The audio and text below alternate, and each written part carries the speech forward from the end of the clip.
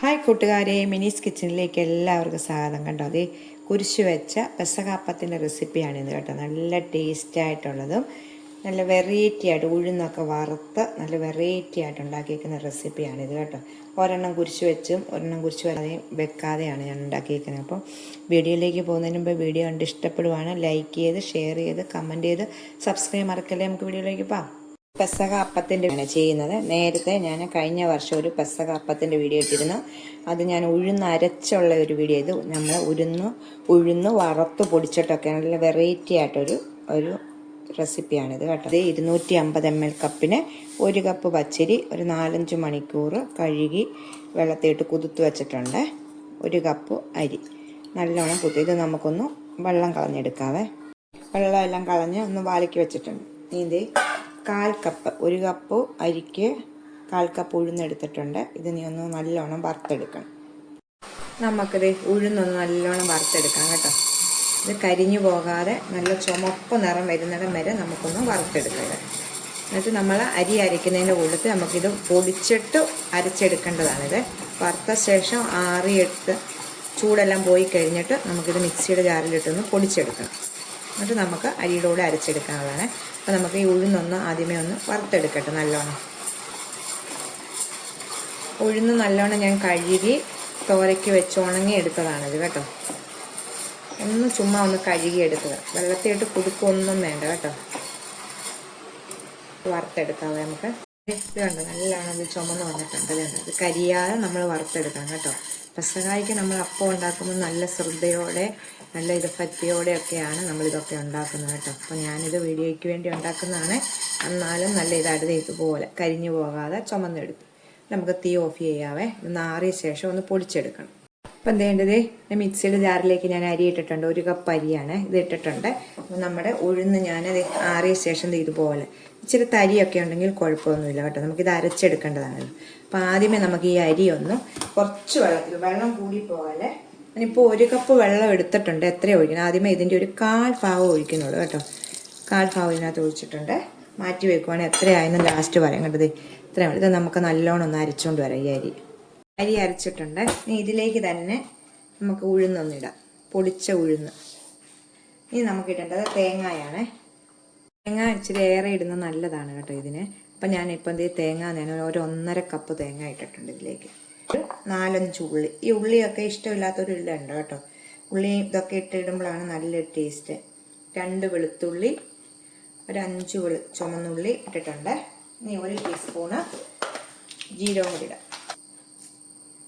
1 teaspoon ജീരകം. നമുക്ക് ബാക്കി വന്ന വെള്ളമില്ലേ, ബാക്കി നമ്മൾ 3/4 കപ്പാണല്ലോ 1 കപ്പാണല്ലോ എടുത്തത്. ഒരു 1/4 കപ്പിൻ്റെ പാവ് എടുത്തിട്ടുള്ളൂ. എന്നിട്ട് നമുക്കത് ബാക്കി കുറച്ച് വെള്ളം കൂടെ ഒഴിക്കാവേ.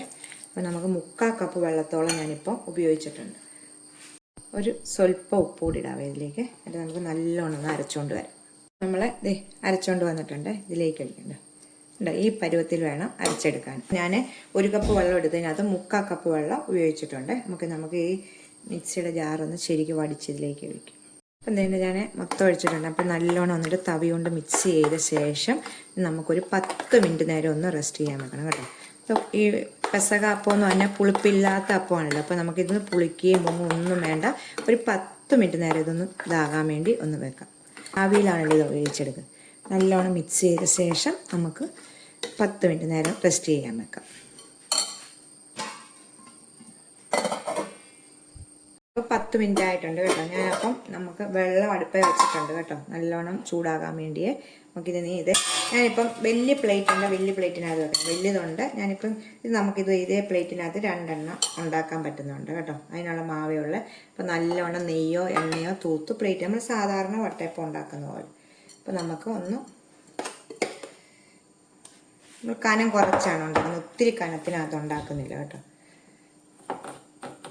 നമ്മളിത് പുളിക്കാത്തത് കൊണ്ട് നല്ല സോഫ്റ്റ് അങ്ങനെ ഒന്നുമില്ല കേട്ടോ.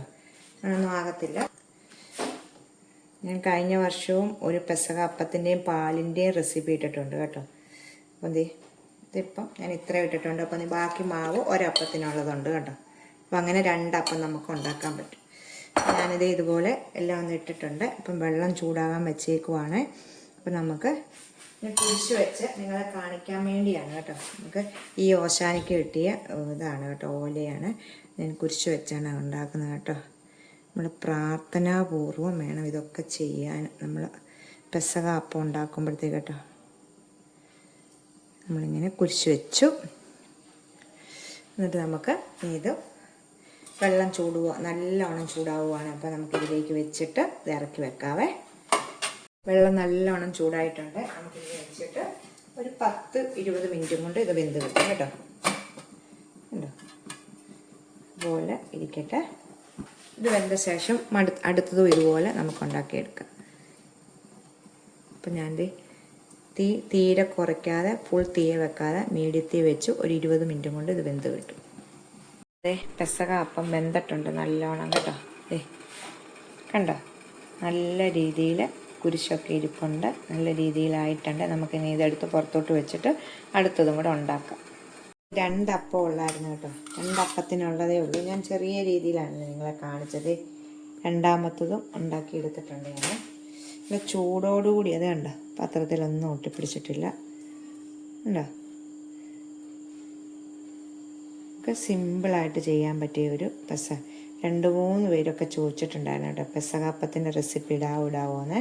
അപ്പോൾ അതുകൊണ്ടാണ്. അപ്പോൾ പാലിൻ്റെ റെസിപ്പി ഞാൻ ഇട്ടിട്ടുണ്ട് നേരത്തെ, അത് നിങ്ങൾ കാണാത്തവരൊന്ന് കാണുക കേട്ടോ.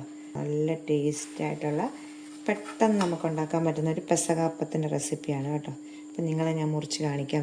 കുരിശ് ഒരെണ്ണത്തിനകത്തേ നമ്മൾ കുരിശ് വെച്ചിട്ടുള്ളൂ. കണ്ടോ, പാത്രത്തിൽ നിന്ന് എടുക്കുമ്പോൾ ഇങ്ങനെ ഇതൊന്നും ഇട്ടുപോയതാണ് കേട്ടോ. പിച്ചാത്തി നമ്മൾ എടുത്ത വഴി പിച്ചാത്തിയുടെ ഇതുകൊണ്ട് ഇടാം, ഒന്നും കുഴപ്പമില്ല കേട്ടോ. നമ്മളിപ്പം വീഡിയോ ഇന്ന് പെസഹ ആഴ്ച ഉണ്ടാക്കിയല്ലോ, വീഡിയോയ്ക്ക് വേണ്ടി ഉണ്ടാക്കിയതല്ലേ. അപ്പോൾ ഇപ്പം എല്ലാവരും ഒന്ന് ട്രൈ ചെയ്ത് നോക്കണം. ഞാൻ മുറിച്ച് കാണിക്കാം നിങ്ങളെ. അപ്പം നിങ്ങളെ ഞാൻ മുറിച്ച് കാണിക്കാവേ. ഈ നമ്മൾ പെസഹായ്ക്ക് ഉണ്ടാക്കുന്ന അപ്പത്തിന് നമ്മൾ സോഫ്റ്റായിട്ട് അങ്ങനെ കിട്ടത്തില്ല കേട്ടോ.